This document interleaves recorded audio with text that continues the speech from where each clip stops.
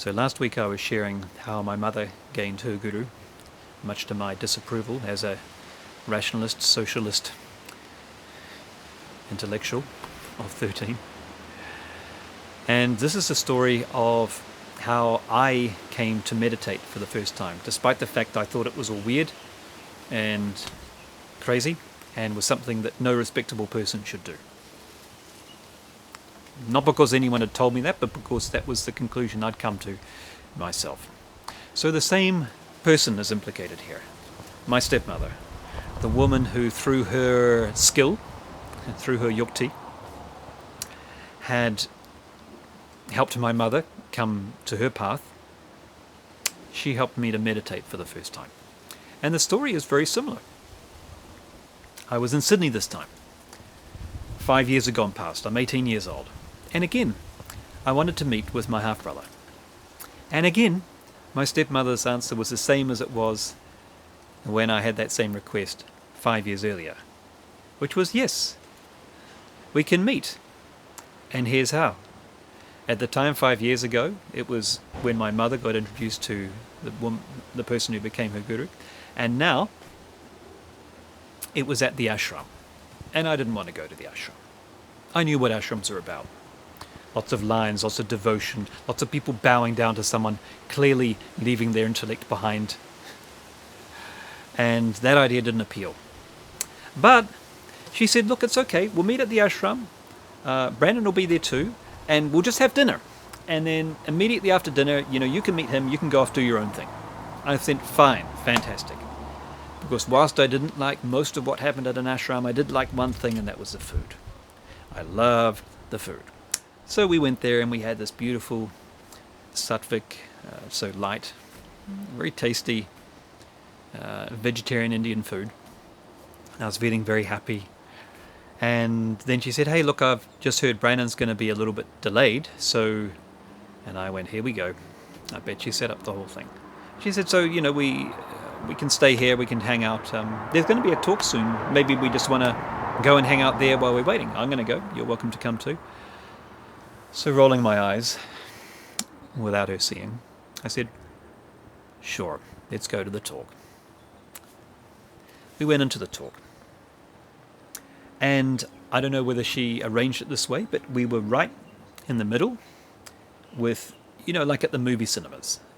We were the people who had like maybe 10 people that side and 10 people that side, wedged right in the middle, in rows and rows of seats. So there was no easy escape now. I thought, that's okay, it's just a talk. No harm, half an hour it'll be over. I can go and meet my brother. Not much to suffer through. After about 10-15 minutes, the person who was talking said, okay, well, let's meditate. And I'm like, what? Nobody told me about this. I didn't say that, but I was thinking it. I said, look, that's not part of the deal. And I decided in my mind, right, I'm going to sit here, but I'm not going to meditate. I was up to listening to a talk, but no way am I doing this crazy stuff that these other strange people do. So he led the meditation, started to guide it. Some nice sitar music came on. And after a couple of minutes of not meditating, I was like, oh, this is ridiculous. Come on. And then I invoked the scientist in me, because at that age 18, I was very much into chemistry and mathematics and all those things. Very scientific disposition. So I said, okay, let's conduct an experiment. I will do exactly what this person is suggesting, just to show this is going to have no impact on me whatsoever. Okay, we'll conduct an experiment. So then I was happy. Okay, experiment begun. I'm not meditating, I'm conducting an experiment. I closed my eyes, I followed the instruction. I felt nice. And then something totally unexpected happened. About 5 minutes into this meditation, I felt myself leaving my body.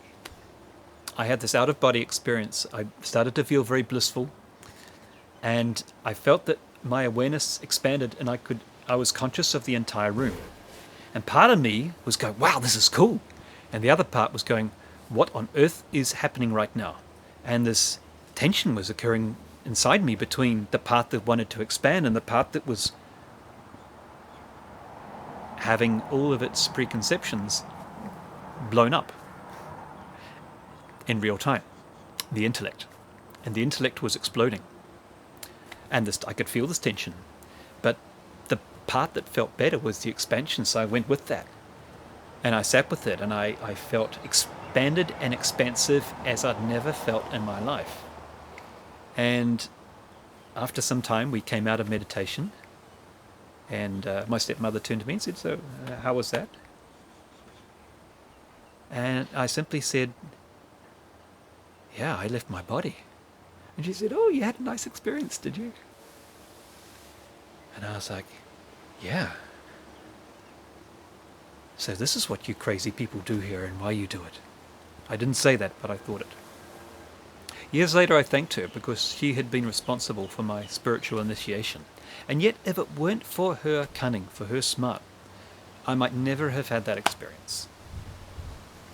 And I remember clearly when the person said we're meditating, I looked this way, I looked that way to see if I could get out. And I realized there was no escape, I was stuck there. That's how little I initially wanted to do it. Something shifted in my mind that day. And I thought to myself, well, many things shifted. But one of the things that shifted was, you know what? I was so close to that experience. I thought I knew best. I thought with my intellect I had it all figured out. And I was judging everyone else around me without being so arrogant as never to have even dared to experiment and experience. I poo-pooed all of their experiences based on not even being prepared to experience anything myself. And I decided and I declared there and then on that day, I said, never again in my life am I going to prejudge anything. I will taste everything. As long as it's safe for me and other people, I will taste everything. And then, and only then will I judge. And that shift in perspective has caused me to do things which my intellect was screaming out no, which resulted in tremendous expansion. It's been the difference between a life lived, I would say, in a box versus a life which has really blossomed in ways which were completely unexpected. So I'm very grateful to my stepmother, not only for initiating me into meditation, but also for that experience of going beyond prejudging and going into all situations with an open mind. Having that disposition, as long as it does not harm me or others, let me experience it first. And then and only then will I form a view. So that was how I was initiated into meditation. Still at that point I didn't have a guru, I didn't have a master, I didn't want either. That was still a little bit too weird for me, but that was to happen many, many years later. I hope the story has touched you in some way. Perhaps opened up a possibility of doing something you might not otherwise have done. Or perhaps you can identify parts of your own life where you have opened up and dared to expand, and that's always led to a good place, whereas prejudgment has always made you a little smaller. It's certainly been my experience. If this spoke to you in some way and you know others who it might speak to, then please share, because joy is increased by sharing.